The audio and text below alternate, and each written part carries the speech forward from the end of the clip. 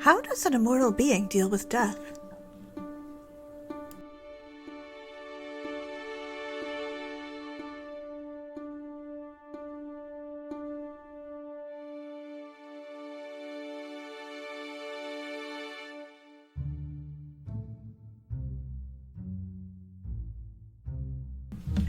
Welcome to the Immortal Gifts Podcast, where Dave Robison, Veronica Giguerre, and J Daniel Sawyer read my novel, Immortal Gifts, to you.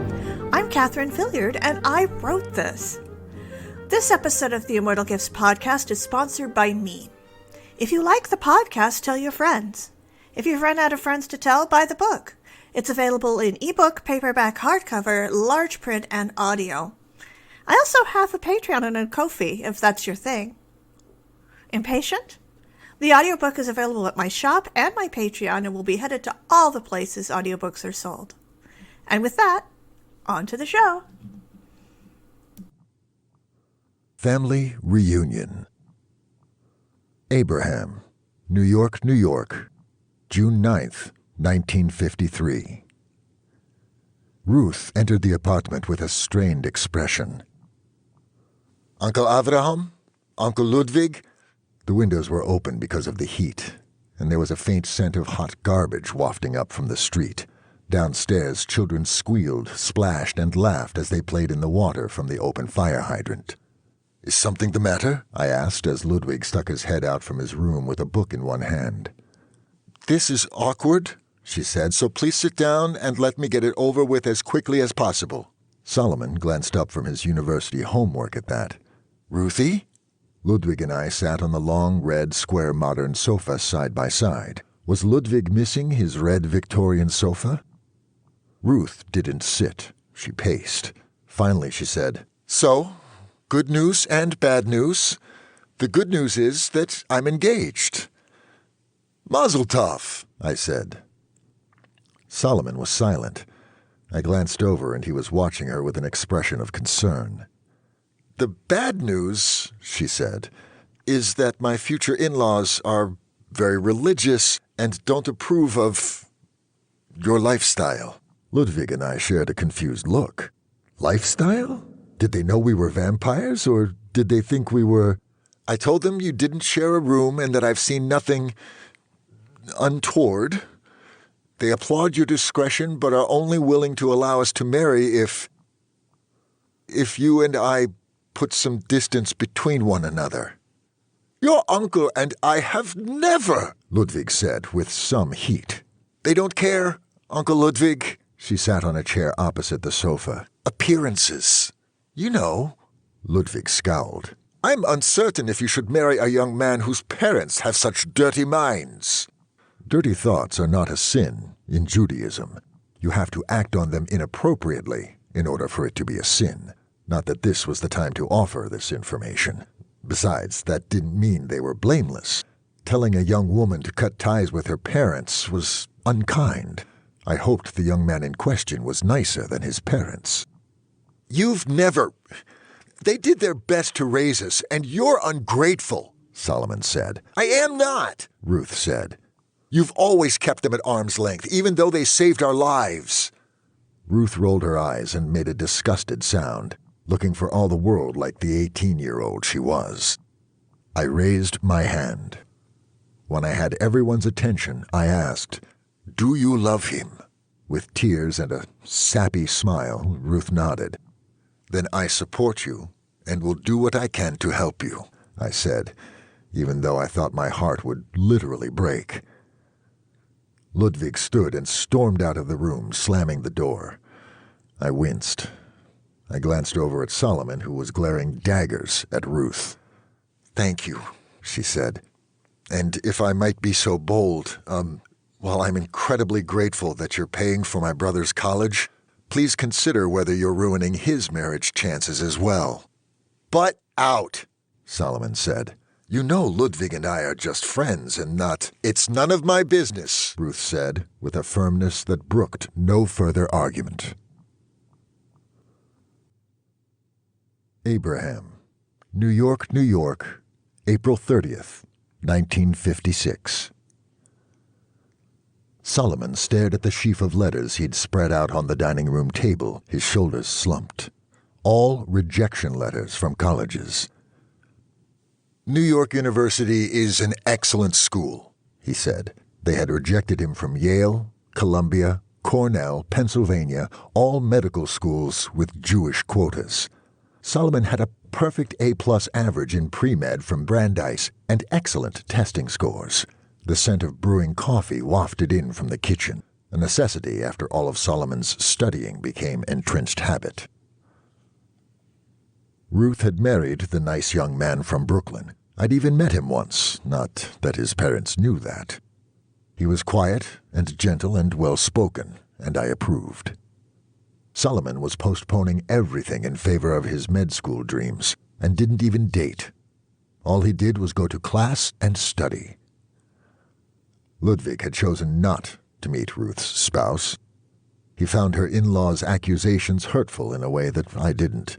I found the requirement to cut ties with us more painful than the reason, and didn't really care what her in-laws thought of me. Ludwig cared. His feelings were his own and were valid. Ludwig glanced over the pile of letters, his expression dark and his lips pressed together. What school would be your first choice? It's fine, Uncle Ludwig. New York University is fine. Ludwig walked over to the white telephone and picked up the receiver. Operator, I'd like to talk to Columbia Admissions. Thank you. Yes, I'll hold. Solomon stared at Ludwig, his mouth slightly agape. Yes, thank you. My name is Louis Weiss, and I'm interested in making a generous donation to your university. Ludwig was a well-known philanthropist in his current persona, so I'm certain that got their attention. I'm thinking around 100,000. Oh, I'm sorry. This is admissions and not fundraising? How silly, the operator must have misunderstood me. Solomon waved his arms and shook his head. Ludwig moved the receiver away from his mouth. What's that, dear? You didn't get in? Oh, well, that changes things, doesn't it? He lifted the receiver to his mouth again. I'm sorry to have wasted your time, but I hope you have a lovely day. What? The name of the student? Ludwig smirked at Solomon, who buried his face in his hands. Solomon Horowitz. Yes, he's the son of a dear friend. Oh, will you? That would be lovely. Let us know what you find. Yes, thank you, and have a wonderful day. He placed the receiver back on its cradle. Uncle Ludwig, they might throw someone else out if they let me in, Solomon said. Ludwig all but placed the back of his hand on his forehead as he radiated martyrdom. You're welcome? Solomon put his head down on the table and moaned, Thank you. Abraham, Atlantic Highlands, New Jersey, September 5th, 2021. Destiny answered the door, and the man who came in was white-haired, stooped, and shrunken, and almost as thin as he'd been as a teenager. Please come in, she said. The foliage outside was beginning to turn olive drab. The old man came in slowly, leaning on a cane, but when he saw me, his eyes lit up. Uncle Avraham. Hello, Shlomo. I wouldn't have recognized him if I hadn't been expecting him. I'd watched him from afar, but hadn't seen him this old. He shook his head and laughed. We always knew. Always. In the beginning, Ruth and I would whisper to each other about whether you were going to eat us. But as time went on, it became obvious that we'd been rescued from the true monsters by something with a paternal instinct. In retrospect, perhaps Ludwig and I should have been more forthcoming. Is Uncle Ludwig around? We don't live together anymore, but he's around. But you're vampires. Yes, he was so old. I was suddenly unbearably sad that I'd let him get this old, but this wasn't a life he would have chosen. I could have offered him the choice. I could almost taste the bitter regret. Of course, after one of his girlfriends, as the moderns say, ghosted him after meeting me and Ludwig. Well, he said, let me see this baby. We led him over to the sectional sofa and put Miriam in his lap. He pulled out an ancient stethoscope and listened to her little heart, examined her eyes. What's her name? Miriam. I held out a finger and she grabbed it in a warm, chubby hand. He glanced up at me, surprised. Your mother and you are direct descendants of my brother Samuel. He smiled. So you're really my uncle, sort of. My mother once said she met him when she was tiny and he was ancient. Everyone thought you died of consumption. I almost did. It's why Ludwig turned me. I made a face. Without asking. Solomon laughed. Yes, that sounds like him. He glanced down at Miriam and said, What am I looking for? Is she a normal baby? Destiny and I thought she was a perfectly normal human baby, but parenting was a more anxiety-inducing exercise than I had expected. I wanted reassurance, but also I was curious. She looks like one. Why wouldn't she be? She's mine, I said, as in genetically mine. It took some effort, Destiny said. The best reproductive assistance money could buy. Solomon said. You should probably ask Uncle Ludwig instead of me. Despite my upbringing, I don't really know much about vampires. I pulled out my cell phone. Abraham, Atlantic Highlands, New Jersey, September 5th, 2021. Ludwig rushed indoors under a heavy hat and cloak, and when the door was safely closed, removed them. He eyed the elderly man on the sectional sofa with interest. Uncle Ludwig, Solomon said. My God, Solomon! Ludwig sat next to him on the sofa. How have you been? Solomon laughed. I had a good life. Married a wonderful girl, had 3 darling children, 7 sweet grandchildren. He smiled. I had Uncle Avraham call you because he asked me if this was a normal baby, and I thought you would know better than I. Only time will tell for certain. Most of what I know is legend, since I don't think a baby like Miriam has been born in my lifetime, and I'm almost 300. I'll take legend, I said. I stretched out my legs, putting my feet on the coffee table. Ludwig picked up a pillow and swatted them with it. I glared. It was my coffee table, and I'd put my feet on it if I liked. Solomon, sitting further down on the red sectional sofa, chuckled. Destiny, sitting on the other side of Ludwig, put her feet on the coffee table in solidarity and gave Ludwig a defiant smirk. Ludwig looked at Destiny, looked at the pillow in his hands, and placed it beside himself. Well, he said, it's possible that she'll stop aging when she reaches adulthood. Destiny blinked. Her feet came off the coffee table as she sat up. Or she might be a perfectly normal human baby. Only time will tell. I'm hoping for that, Destiny said. I was hoping for the other option, of course. Because fuck death, that's why. One thing she isn't is a vampire, Ludwig said. Those are only created one way. Flora told me that if we turned Eliza, she wouldn't age. Very true, Ludwig said. Miriam appears to be developing at a normal rate for a human baby, so I wouldn't worry about that. Ivan trotted into the room and sniffed Solomon thoroughly, then gave me a quizzical look and hopped up onto the sofa next to him. Solomon smiled and petted Ivan. Of course you still have a cat. I smiled back and petted Ivan too. His fur was so silky, but he was one big muscle underneath. Not like Inanna, who was massive, soft, and chunky. If she takes after you, Ludwig smirked at me, she won't have our sun sensitivity or our strength, but she might have our speed. She might also have a different random ability, Ludwig shrugged. Or she could be mortal. Solomon glanced over at Destiny. You're not a vampire.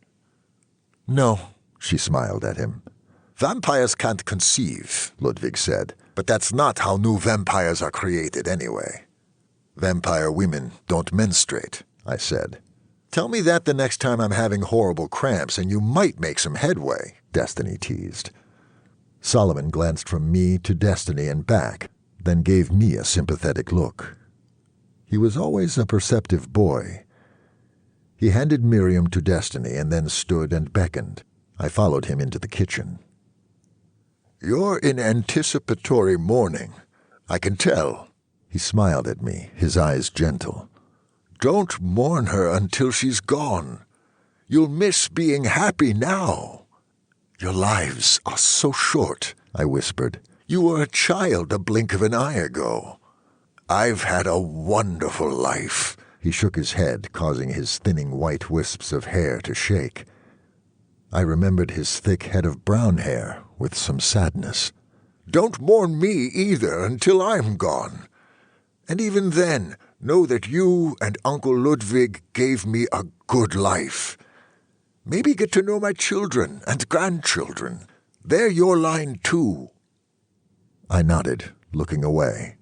Solomon patted my arm and started walking towards the door, leaning heavily on his cane. I followed most of the way. At the door, he made the thumb and pinky phone gesture and said, Uncle Ludwig? Uncle Avraham? Call me. Destiny beamed at him. I hope I did that right, he said. My grandchildren do it all the time. Destiny gave him a cheerful thumbs up, and he smiled back and left. Destiny. Atlantic Highlands, New Jersey, September 5th, 2021. I didn't want my baby to be immortal. I loved Miriam with all my heart, and that was why I wanted her to be a plain old regular mortal human baby. Immortality didn't appear to make Abraham happy, after all. There was no point in borrowing trouble. I'd deal with things when there were things to deal with. I liked Solomon. I suppose I shouldn't have been surprised that I liked a man my husband had raised. So far, Abraham seemed to be a wonderful father. Abraham had let Solomon stay a normal human man, which boded well for me and Miriam. I wondered if Abraham and Solomon had discussed it. It felt rude to ask. I added Solomon's cell phone number to my phone. I got it from Abraham and texted him saying, "This is Destiny. I enjoyed meeting you. Please stay in touch." He texted back a thumbs up emoji, which made me laugh. Ludwig, New Jersey, October 1st, 2021. Thomas was here, in the New York metropolitan area. Worse, Thomas was not here, as in Manhattan. Thomas was in Atlantic Highlands, where Abraham was. I wished the thing about bats were true. I could have flown across the harbor to Abraham's. Instead, I had to drive. I didn't know why Abraham wanted to live in New Jersey, of all places. I supposed it wasn't a stereotypical vampire hangout. New reality television concept. Vampires of New Jersey. I wished I could sell it. What can I say? Sometimes I viewed rubbish during those long nights not sleeping. Let us speak no more of it. Instead, I was stuck driving for an hour, I despise driving, to Abraham's. I was fairly certain that Thomas wouldn't be able to sense him, as his gifts tended more towards subtle hypnosis, but my ability to hide and seek, I wanted to be next to Abraham. I put my classical playlist on shuffle and drove. I had the windows tinted to prevent UV light, but was also wearing sun gear. I should have taken the ferry. I hadn't wanted to wait. Very well. The countryside was picturesque, and driving there was better than driving on the busy Manhattan streets. But not even the autumn leaves and Itzhak Perlman could soothe my anxiety. Abraham knew Thomas had tried to kill him, but he still wasn't aware of Thomas's hand in Flora's and the children's deaths. I would spare him that knowledge if I could. I had devoted my life to Abraham and his safety for over 100 years. Sometimes I was overcome with his physical beauty, although Abraham seemed unaware of this. I sometimes dreamed of his huge dark eyes, his soft sensuous lips, his delicate hands, his hair falling into his face as he played. Sometimes I feared my feelings might cross the line into something else. One anxiety at a time. I didn't have room in my head for more than one. I parked my black Rolls-Royce Phantom 5, I had bought it new, but now it was vintage, next to Abraham's boring silver Toyota, and rushed to the door. Abraham, Atlantic Highlands, New Jersey, October 1st, 2021. The news was full of live feeds, of course. It wasn't every day that the alt-right, read Nazis, came to Atlantic Highlands. Ludwig dropped by to check on us, and he, Destiny, and I watched, in fascinated horror, images of mostly young white men as they swarmed the streets in the night with tiki torches, shaking their fists and shouting. They passed by Temple Emmanuel, my and Miriam's synagogue, and waved their torches threateningly at it while chanting, "Jews will not replace us." Counter-protesters stood around the synagogue protectively, with signs reading, "Punch a Nazi," and "Keep NJ safe from hate." Destiny held Miriam closer and shuddered. Together, they smelled like lavender, baby powder, and that new baby scent. This almost certainly felt different to Destiny than it would have before she had a Jewish husband and baby.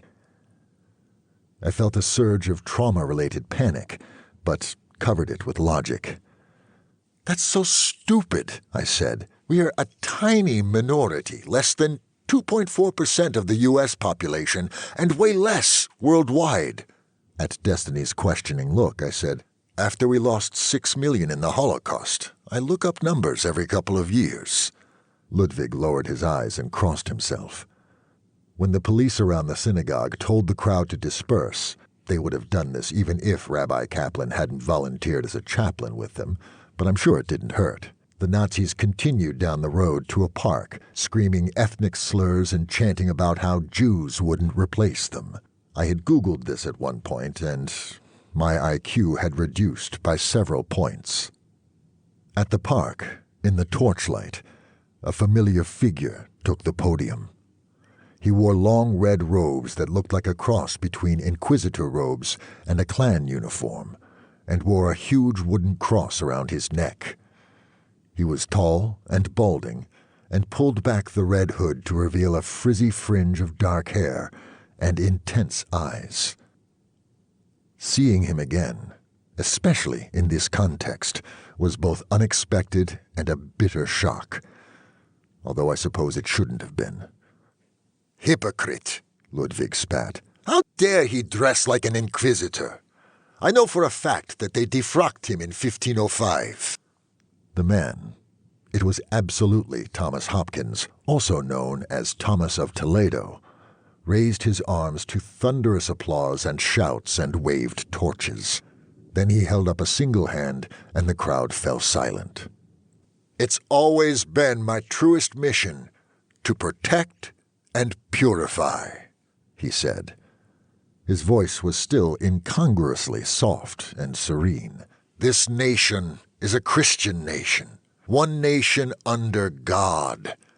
And yet there are Jews and witches working against you as we speak, seeking to undermine your values and way of life. They're using every means at their disposal, including control of all the world's financial markets, control of the media, and the blackest of black magic. Their goal is nothing less than your genocide, and our government does nothing, not even questioning obvious Jews and witches. The government doesn't care, or was bought off by the Jews long ago." This started another chant of, "Jews will not replace us." I rolled my eyes. "Boring. Stop recycling your own material from the 1930s, or even 1888 and the Golson Street graffiti, blaming us for the Jack the Ripper murders. The Jews are the men that will not be blamed for nothing. Same old boring rubbish. How can people believe this garbage? Destiny asked. Unfortunately, Ludwig said, his voice almost a whisper, he has some demagoguery abilities, mind control. They don't even realize it's happening. Jews control the world, Thomas shouted. I burst out laughing, much to Destiny's and Ludwig's dismay. I turned to Ludwig and said, How many Passovers did you celebrate with me, Solomon, and Ruth? And how many of those went smoothly? How many of those did we all agree on what we wanted to include? We can't use this Haggadah because it doesn't have Miriam's cup. I want to do the 4 questions too. It's not fair to only let Ruth do it. This Haggadah is too long. Yes, that's precisely the type of organizational skill required to run the world. I crossed my arms and tilted my head with a smirk. Ludwig covered his face with his hands. Be serious. If I'm serious, I might cry, I said, and I meant it. There is only one true solution, Thomas said. Only one. I wonder what that could possibly be. I was fairly certain I knew. On the television, a police officer walked up onto the stage and said, May I see your permit for this demonstration? I don't need a permit, Thomas said. This is well within the bounds of free speech and peaceable assembly. He didn't quite do the Qui-Gon Jinn Jedi mind trick wave, but he might as well have. I'm afraid you do, the officer said. The maximum occupancy of this park is 100 people, and we don't have an exact count, but you appear to have more like 300. That's a health and safety violation, and you need a permit. So says the Jews suck, puppet, shouted someone in the front row. Is he here because you two are here? Destiny asked. Ludwig and I exchanged an uneasy glance as the crowd on the television started chanting, Free speech! Free speech! Abraham, La Paz, Bolivia, May 13th, 1977. Still nauseated from the airplane and profoundly grateful that we'd landed after dark, I wandered through dimly lit streets. I wasn't as affected by the altitude as I would have been if I had been mortal, but it still felt unfamiliar. My Spanish was terrible, but adequate to the task of asking after German immigrants from a particular era. Ludwig's Spanish was better than mine, but I'd left him at the hotel, washing up after the flight. Bolivia had expressed an unwillingness to extradite certain Nazi war criminals. Flying to Bolivia was a lot of effort to go to for a meal, but if it prevented the inexplicable evil of the Shoah from ever happening again, it was worth it. I spotted the man under a streetlight, rushing through the streets with a brown paper bag. I followed him back to his home where his wife looked both ways before shutting the door behind him. Ludwig appeared at my side, silent. Somehow he always found me. I opened up the file folder in my hand and compared the couple with the pictures of them paper-clipped to the sheets inside. Oscar and Helga Klauberg had worked in the camps and done medical experiments on Jews. Ludwig and I peered in the windows side by side. It turned out that the paper bag contained liquor. The man opened a bottle and poured 2 glasses. They drank together.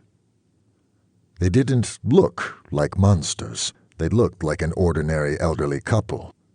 I glanced back down at the folder to confirm their identity, and my eyes landed on attempted to create conjoined twins by sewing twins together, leading to gangrene and death. Allowed women to be raped to study sterilization efficacy. And intentionally infected children with tuberculosis. And my heart iced over. Are you still nauseated? Ludwig asked. I could eat, I said, and closed the folder. Abraham, Eatontown, New Jersey, October 1st, 2021. We pulled up into the driveway of Destiny's childhood home after dark, with the child seat and the pets. The leaves were turning. I didn't think Destiny had shared my little problem, with her mother's, but somehow I wasn't sure it would have fazed them. They were, for lack of a better descriptor, hippies, and appeared to believe in all kinds of things that most people didn't. Their home was full of bright furniture, occult-themed paintings, crystals, and on one wall, a broom wrapped in colorful ribbons. Destiny told me it was her mother's wedding broom that they'd jumped over at their hand-fasting, their non-legally binding religious wedding, which they'd had a couple of years before Destiny was born. The entire house smelled of sage and incense. We brought the baby in, and Morgan greeted us at the door wearing jeans and a t-shirt from her dojo with, "Oh, precious, blessed be!" She kissed both Miriam and Destiny on the cheek and smiled at me. She gave the pets a dismayed glance and added, "They're not destructive, are they?" As if in answer, Freddie wagged his tail cheerfully, Ivan trotted into the room with his tail in the air, and Inanna turned up her nose and wound herself around Destiny's ankles. "No, Mom," Destiny said. Sounded a bit like a teenager when she did. I recognized the tone from raising Ruth and Solomon, and it made me smile. "Blessed be," Bridget called from the kitchen. "I'm just finishing up some tea. I need a nice chamomile after watching all the craziness on the television." "Tell me about it," Destiny said. Morgan said, "Let me hold the baby." Destiny laughed and handed Miriam to Morgan, who sat on the sofa and stared at her. "Those eyes! She's an old soul, like her father." I smiled, even though I was reasonably certain Morgan didn't know how old my soul really was. Bridget bustled in wearing a long skirt and beaded blouse and carrying a tea set, and sat next to Morgan, setting the tray on the coffee table. She'd done something new with her hair, metal rings and bits of purple woven into it, and pulled to a side ponytail. She poured herself a cup and glanced over at Destiny, who nodded. "Ooh, baby," she cooed. "Take lots of photos. They grow up in the blink of an eye." She smiled at Destiny. "I remember Morgan and me standing by your crib and crying because you were going to grow up." She handed Destiny the cup of tea and poured herself a second one. Destiny laughed, but it was a sympathetic laugh. I couldn't join in because I felt it too keenly. Mortal life was too short, and if Miriam was a normal human, I would offer her what her mother had thus far refused when she was old enough. I sat in an overstuffed chair, and Freddie lay down at my feet. Ivan hopped up onto the chair arm, and I patted him. Inanna sat next to Destiny, silently watching Morgan and Miriam like she was going to intervene if she didn't approve. The tea smelled delicious, like daisies, but I didn't ask for any. Bridget gave me some anyway. Bridget smiled at me, and I smiled back. Then Bridget turned her attention to Ivan. "Who's this handsome fellow again?" "His name is Ivan," I said. Ivan tilted his head at me, then hopped down and walked over to Bridget with his tail in the air. Bridget petted him and said, "My goodness, is this a cat or a fae?" She glanced up at me. "Is this your familiar?" I laughed. The fae thing had been Destiny's recurring joke about Victoria, but I suppose it suited Ivan, too. Bridget patted the couch, and Ivan hopped up next to her for more petting. "Those eyes! Are you sure he's not a pixie pretending to be a cat?" "I've had him since he was 5 weeks old, so the substitution would have had to have happened before that," I said. "Look at these old eyes," Bridget said, and Bridget leaned over with her head practically on Morgan's shoulder. "Oh my, you're right," Bridget said, leaning over and putting her head on Morgan's shoulder. "Hello, darling, how are you?" Miriam, of course, said nothing, but she gurgled a little. "My turn with the baby?" Bridget asked her wife. "In a minute," Morgan said. Bridget rolled her eyes and turned back to Ivan. "Will you give your regards to Titania next time you see her, my prince?" She scratched his ears. Ivan purred for her. We drank tea and carefully didn't discuss the news. Sad to say, Eatontown was feeling safer than Atlantic Highlands after we'd seen Thomas there. He'd gone to the park instead of our house, and the police were on high alert, but I was still worried. Abraham, New Brunswick, New Jersey, November 14th, 2021.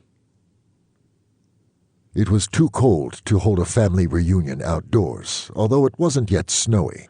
Solomon had rented a ballroom in a local hotel and invited his children, his grandchildren, a great-grandchild, Ruth's children and grandchildren.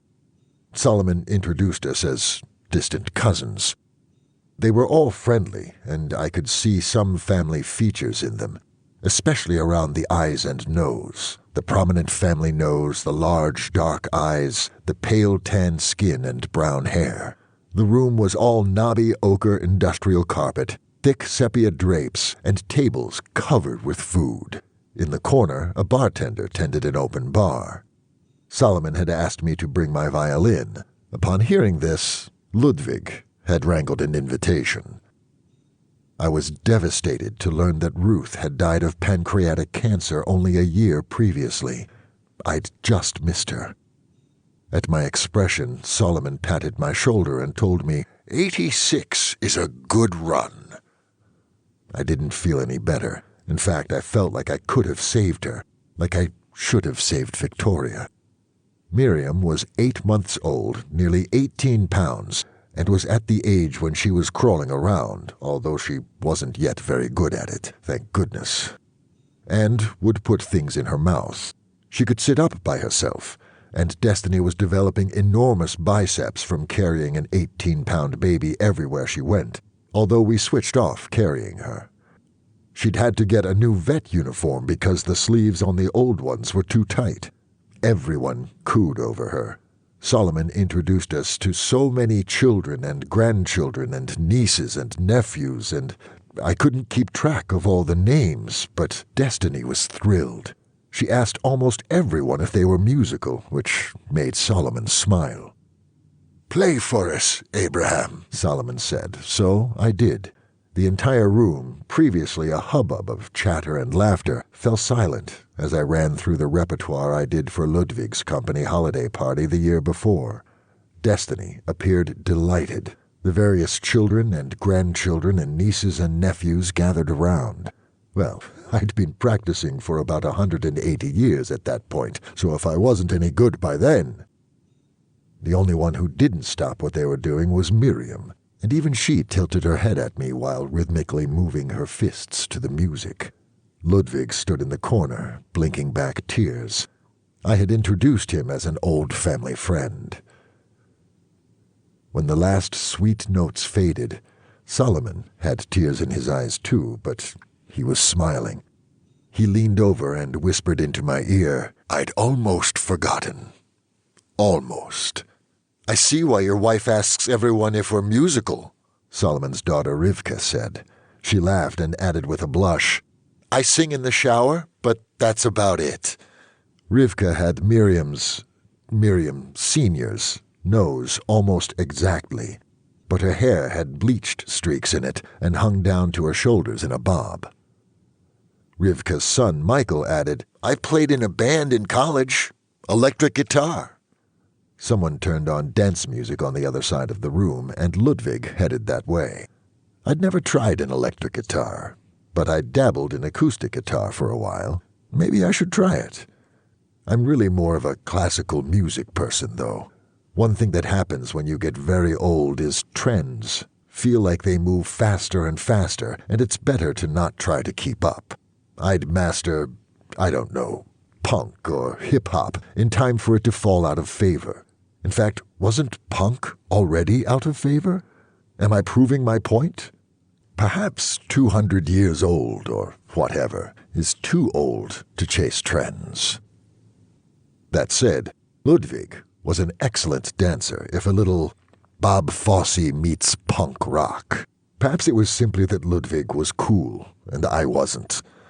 He was dancing oh so dramatically over on the dance floor, and all the girls were trying not to swoon. One waiter stopped to watch Ludwig dance, apparently forgetting the tray of dirty dishes he was carrying. I smiled and leaned over to Solomon and whispered, "I missed you too." And I had. I didn't know why I'd thought it so important to stay away. I'd seen some glances and whispers after Ruth's engagement, and Solomon had trouble dating until he got his own apartment, but I should have asked his wife's opinion rather than assumed. There was a microphone, and Solomon walked over to it and said, "I know you've all heard the story, but I'm going to repeat it. My sister Ruth and I were scheduled to be deported on a train, and Nazis shot our mother and sister Shayna in front of us." I tensed. Surely he wouldn't. Surely he wouldn't out me in front of our entire family. That couldn't possibly go well. "We would never have escaped if it weren't for my Uncle Abraham. He whisked us away from the soldiers, and he and his friends smuggled us out of the country to raise us together. None of us would be here without my Uncle Abraham and his friend Ludwig." His watch beeped, and he held up his finger and took a pill. Destiny gave me a sidelong glance, and I tried to keep my expression calm and ignore the sinking feeling in my stomach. I glanced over at Ludwig, who had a single raised eyebrow and was watching me out of the corner of his eye. "Obviously, I can't thank my Uncle Abraham personally. I'm 80 years old and he's my uncle, but you just heard his grandson play. Uncle Abraham, if you can hear us in the world to come, thank you. And know that this family reunion is because of you and is, as the kids say, the ultimate finger flip to the Third Reich. They tried to kill us, and they failed. Look at us now." I let out a long breath. Around us, people clapped and raised glasses in a toast. Destiny leaned over and whispered into my ear, "See?" My heart sank. Destiny, New Brunswick, New Jersey, November 14th, 2021. The family reunion was everything. Absolutely everything. I wished my moms could have one, but of course Morgan's family disowned her when she came out. Family values my ass. So it would only be Bridget's family. Her father was a conductor, so they were proud of her musical accomplishments, although they sometimes appeared to be going to great lengths to avoid commenting on her personal life. But here I was, surrounded by Abraham's family in an astonishingly brown room, and it was everything I'd ever wanted. I just wanted it for my moms, too. The distant family was interesting.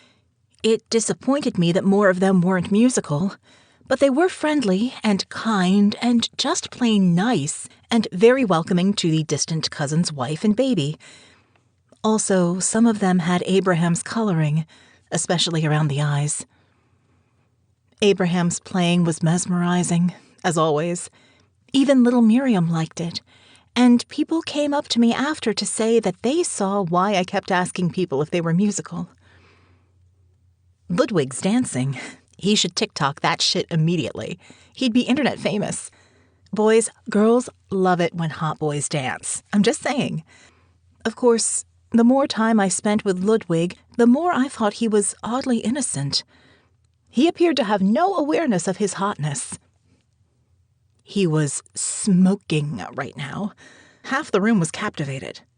Solomon gave his little speech about Abraham and Ludwig saving them from the Nazis. I hadn't actually heard the whole story. I'd known that Abraham raised them in the city after they'd escaped, but poor Solomon and Ruth. But his conclusion, that the Nazis had tried to kill them and failed, and look at how they had prospered. This was what being human was all about. And it was all made possible by my husband and Ludwig saving them and letting them be human. They'd done this. I leaned over and whispered into Abraham's ear, "See?" Then I handed him Miriam and rushed over to hug Solomon. "I hadn't heard that story," I murmured into his ear. "Oh, yes," Solomon said. "Ruth and I were nonverbal on the boat. Uncle Ludwig made certain we ate and slept, but it was Uncle Avraham who dried our tears when we finally broke down, which we did randomly for a while. He was traumatized as well, but he would ask us questions and watch our facial expressions for answers, and made certain he understood our preferences that way. It was how he realized Ruth hated pink and yellow and liked blue and green. They had to buy us new wardrobes. And that I loved radio shows, especially westerns. He bought me little toy horses and trains. His eyes grew soft. Of course, we had the excuse of not knowing English, so he engaged a tutor and told her we were shy and afraid of making mistakes, and kept us out of school until we were verbal. "My goodness," I said. He glanced both ways with a glint of mischief in his brown eyes and lowered his voice. "We were a little afraid they might eat us, but it was hard to be afraid of such an incompetent cook." I burst out laughing. He got better. Our first Passover, though. My goodness. Ludwig, New Brunswick, New Jersey, November 14th, 2021. I admit, I quite enjoyed the family reunion despite the wine being mediocre. Everyone was friendly, and it was interesting to see Solomon again after all these years. Honestly, I wasn't certain why we'd stayed away, but again, I'd followed Abraham's lead. I wished I could accept Solomon's thanks, but of course, well, vampires were not a thing people believed in anymore. Tragically, I am old enough to remember the great male renunciation and Beau Brummel, a pox upon his name. And Lord Byron with his insistence on black tuxedos. He bears some blame too. Do moderns, with their insistence upon men wearing dark, subdued colors and casual attire, really look upon portraits of Louis XIV without seeing something that is ineluctably masculine, regardless of the long curls, high heels, and furs? It's the nature of the male animal to strut, and yet I cannot find expensive formal clothing not in somber colors. How am I to strut when dressed as if in mourning? Thank goodness I have an excellent tailor, although we do often quibble. Our compromises make excellent fashion, in my opinion. A woman thrust a folded napkin into my hand. It had her phone number on it. I wasn't sure what to say to that. I had no use for her phone number, but didn't wish to be unkind. But she headed for the door, and I put it in my pocket for lack of a better thing to do. A man in a suit walked over and handed me his business card. I read it. He was an OB-GYN. I glanced up at him, confused. He made a thumb and pinky phone gesture at me and said, "Call me." He leaned closer and whispered, with great drama, "Socially." I had no idea what I'd done to provoke this response, so I murmured something polite, put the card in my pocket, and walked over to stand next to Abraham. Abraham lowered his voice and asked, "Is something wrong?" I whispered back, "Your relatives are quite libidinous." He burst out laughing. Damn him. I scowled at him. Destiny, hearing the laughter, came over to see what was happening. Abraham's explanation, "Apparently people are hitting on Ludwig," provoked similar unwarranted merriment. I spent the rest of the evening glued to Abraham's side, which made the entire event much more enjoyable. I even convinced him to play again. Abraham, Brooklyn, New York, April 15th, 1986. I crept into the back of the auditorium and found a dark corner to watch as they awarded the John Park Award. It was a lovely venue, all red curtains and soft red velvet seats and gold filigree walls, and the scent of people in seats. There was a lot of talk about advances in pediatrics and the nomination process, and then they called up Dr. Solomon Horowitz, my little Shlomo, to accept the award. "Thank you," he said. "The hardest thing for any doctor is needing to tell a patient they're terminal. But when the patient is a child—" He paused and bit his lip, a habit he'd had since he was a child himself. "Some people believe you should tell the parents and let them handle it, and that's heartbreaking enough. But I always ask the parents if they would like me to help them explain. It depends on the child's age, of course, but I explain to them in words that they'll understand that they're not going to get better, that I really wish I could make them get better. His voice broke here. But sometimes we don't know how to do that, no matter how much we wish we could. He took a moment to shuffle the papers he hadn't glanced at once. It's heartbreaking.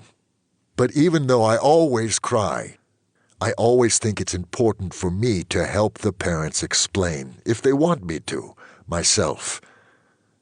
It's the absolute worst. He took another moment, breathing deeply with his eyes closed. There's no right or wrong answer for every family, but I always start by asking the parents what they think their child knows about their illness. He winced. It's important to respect their culture as well. It ties into what they think makes a good parent or a good child or how they view death. My face was wet, thinking of little Shayna.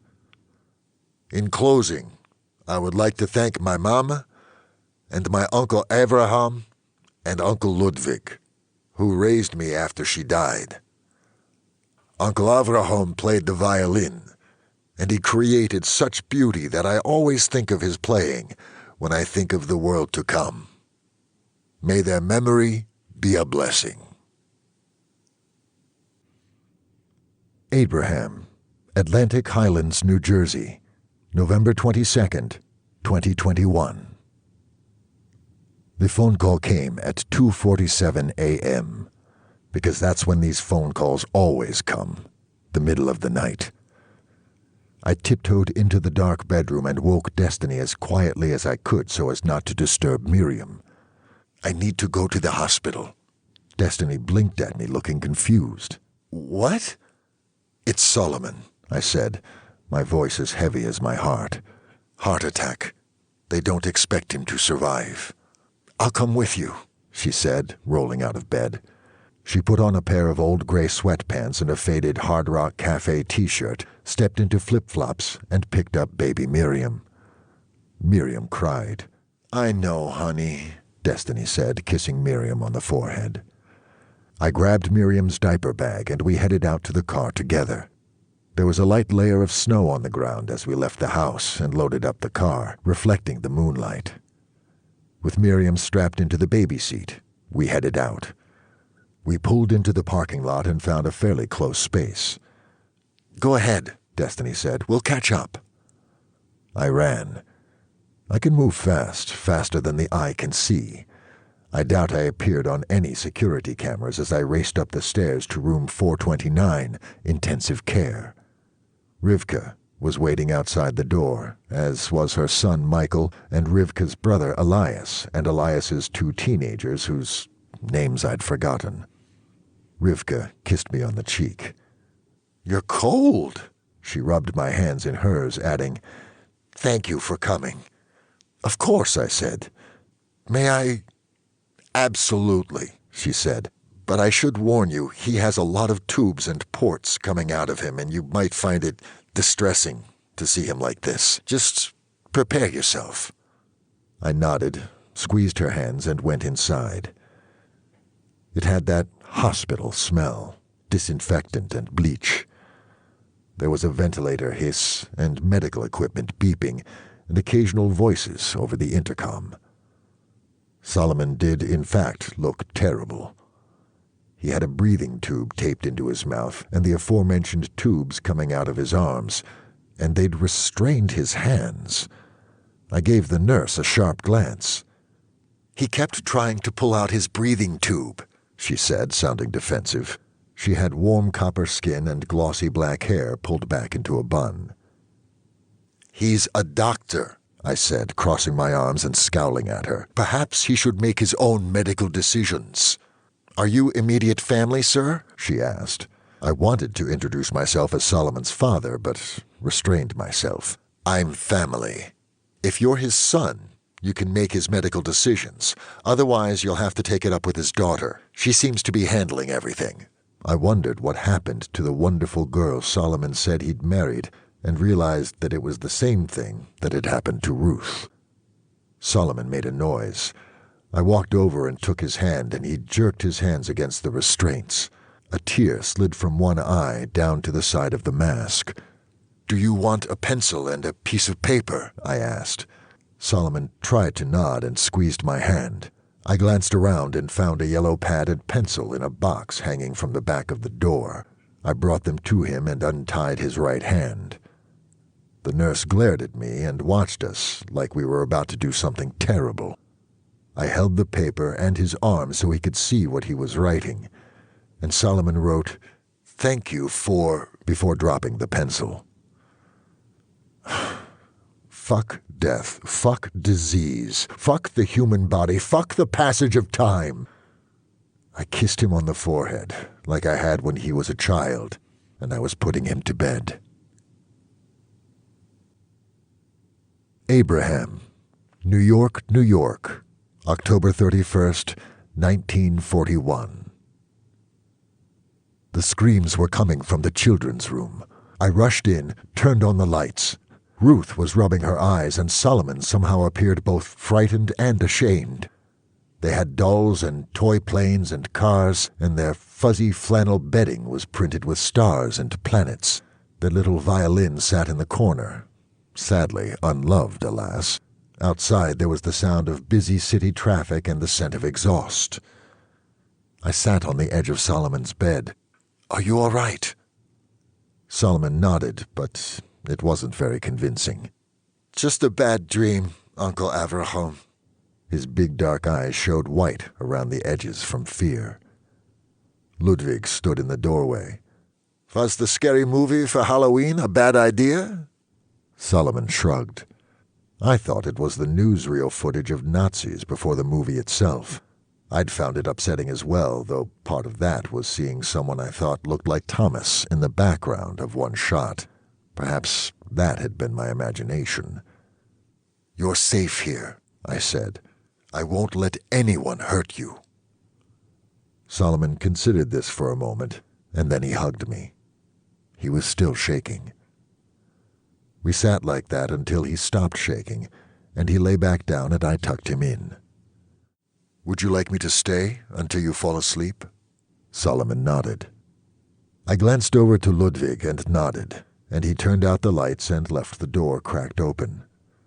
A sliver of light spread across the floor. I waited until Solomon's slow, even breathing convinced me he was asleep. I kissed him on the forehead and tiptoed out. Abraham, Red Bank, New Jersey, November 22nd, 2021. "He wants you to remove the tube," I said. "Are you immediate family?" the nurse asked. I rolled my eyes at her and opened the door to the hallway. Destiny was sitting in a chair by the door with Miriam sleeping on her lap. I told Rivka, "He wants the tube removed. He wants to communicate." Rivka nodded and walked into the room and told the nurse, "Unless it'll kill him, remove the tube." "I'll get Dr. Altamira," she said, and left. I stood next to his bed and held his hand, and we waited. A few minutes later, a dark-haired, olive-skinned woman in a white coat wearing thick glasses came in, read his chart, looked at his vitals, and said, "Do you want me to take out the tube, Dr. Horowitz?" He nodded. She removed the tape, disconnected it, fiddled with it for a moment. "Take a deep breath, then cough." He did, and she gently removed the tube. He was breathing slowly, but he was definitely breathing on his own. "Thank you," he whispered. "Hate that thing." The doctor smiled and said, "Yeah, if you need it, you need it, but it's not very comfortable. Have the nurse call me if you need anything else from me." "Do you want me to call your family in?" I asked. "Actually, I want to talk to you alone first." His voice was scratchy and quiet, which made my chest ache. The nurse said, "Press the call button if you need me, and the desk is watching your vitals." She left, closing the door behind her. Dr. Altamira followed her.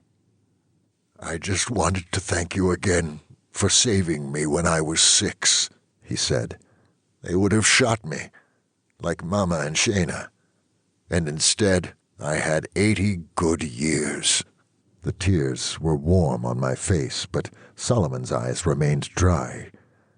His lip did tremble when he mentioned his mother and sister, however. I knew I had to be a doctor, he said, partly because the Nazis said I couldn't, but I wanted to save lives, too. I know now that if there had been a doctor at the scene, they wouldn't have been able to save Mama and Shayna. But I've done a lot of good in my life, saved other lives. I didn't know what to say to that, so I squeezed his hand gently. I might have been able to save Miriam Sr., depending on how bad the bullet damage was, but it was unlikely. There's a point where it's hopeless. The change requires a relatively intact heart, one strong enough to move vampire blood through the body. And, of course, anything involving decapitation is too much. I couldn't have saved Shayna. I squeezed his hand again. He smiled at me. It's not that I want to live forever, especially in this condition, but I wish I was going to see what kind of man Michael's boy was going to grow up to be, and your daughter. Perhaps I will, from the world to come. His smile turned wistful. It's like life is both too long and not long enough, too much and too little. Do you want me to... I couldn't finish the sentence from his expression. What? Eternal life in a hospital bed? He laughed, but it was a gentle laugh. No, thank you. It wouldn't be eternal life in a hospital bed. There would be no aches, no pains. He would be strong and fast and healthy. He'd still look old, but... I opened my mouth to say all that, but... Call the family in, please, he said. I did as he asked me, and everyone shuffled in except Destiny, who still had a sleeping baby on her lap. I just wanted to tell you all that I love you, he said. That's all. Rivka burst into tears, and her son put his arm around her and sniffled. We love you too, Zeta, the teenage girl said with tears in her eyes. All right, he said. Sorry to be maudlin and then ask you to go, but I'm exhausted and might nap, now that the damned tube is out. Hate that thing. Couldn't talk with it in. We all started shuffling out, but Solomon grabbed my hand and said, Stay with me until I fall asleep. I nodded and sat in the chair next to him, holding his hand. Ashenen dank, uncle. His eyes closed. There were a few peaceful minutes with the heart rate monitor doing its slow, steady beep, beep. I didn't want to let go of his hand and leave, so I sat by his bed while he slept. Why had I stayed away all those years? To avoid gay panic? To give him a normal life? How could his life be normal after what happened to him? Orphaned by the Nazis, whisked away to be raised by vampires. And now I had only had him back in my life for a few short months, and was about to lose him forever. It had been almost 3 years since I lost Victoria, and it still hurt sometimes. I still had the horrible little tin with flowers painted on it in my coffin, still had her sweet face as my phone's lock screen. It had been over 100 years since I lost Flora, John, and Eliza, and so long since I'd been to Kensal Green to visit their graves, but I still lit Yarzite candles for them every year. I remembered their faces perfectly. I thought perhaps I should commission portraits. Then again, the portraits might hurt, like my phone lock screen hurt, but I couldn't bring myself to change it.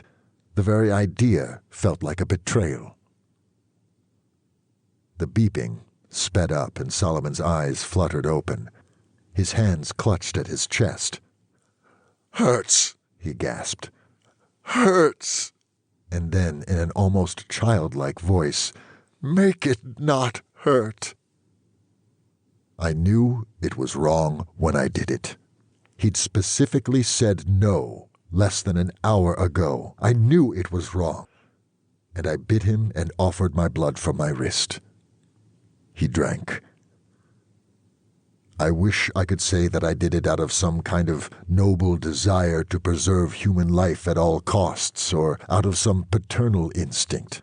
Maybe it was paternal, a little, but the main thing was that I couldn't bear it. I couldn't stand there and let someone I'd raised as a child die after he asked me to make it not hurt. It was too much. I couldn't watch him die. I wasn't strong enough. I couldn't save Flora or John or Eliza or Miriam and Shayna or even Victoria, but I could save Solomon. The beeping became faster, more irregular as he convulsed, and a voice on the loudspeaker said, "Code Blue, repeat, Code Blue, room 429, Code Blue." The door slammed open as Dr. Altamira came in with nurses and a crash cart. The beeping became even more irregular, almost random. She started doing CPR on him. "Defib," she said, and the nurses turned on the electric paddles. Behind them, Solomon's family crowded in. The teenager wailed, and her father hugged her. I had no idea what effect defibrillation would have on the change. I supposed I was about to find out. What had I done? "Charged," the nurse said. "To me," the doctor said, and they handed her the paddles. 3, 2, 1, clear! Solomon's body did the television jump, and the beeping stabilized a little, then became erratic again. Destiny came into the room, alone. She must have left Miriam with someone, and stood behind me. I looked around and saw Rivka's son Michael standing behind the glass with Miriam. The paddle device made its fully charged noise again, and the doctor said, 3, 2, 1, clear! Solomon jerked again, and his heart rate stabilized as something normal-sounding. The bite marks on his neck, which I didn't think anyone had noticed, closed up. His color improved, though he was still pale. He had thicker hair. His breathing stabilized.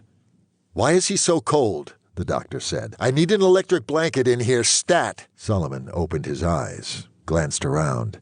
The look he gave me was accusing, but he didn't say a word. Destiny whispered into my ear, "What did you do?" You've been listening to the Immortal Gifts Podcast, and I'm your host and author, Catherine Villiard. Don't forget to subscribe so you don't miss what happened next, and please rate the podcast to help other people find it.